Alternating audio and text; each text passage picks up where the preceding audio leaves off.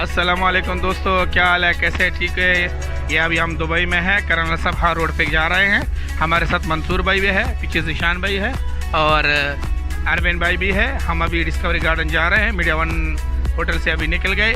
आज बहुत बड़ा बारिश हुआ दुबई में, सुबह से शुरू है, तकरीबन 2-3 घंटे से बहुत बड़ा बारिश।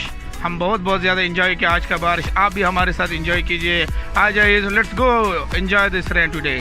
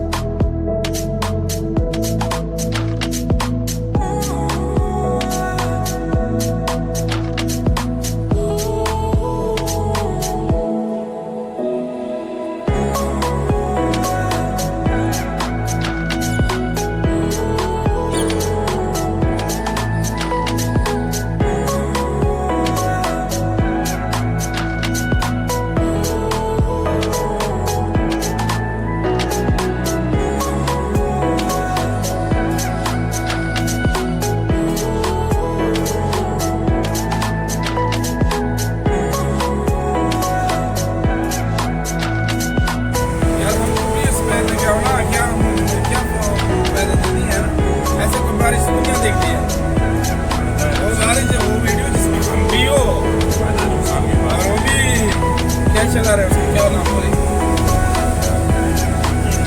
लैंड क्रूजर चला रहे हो।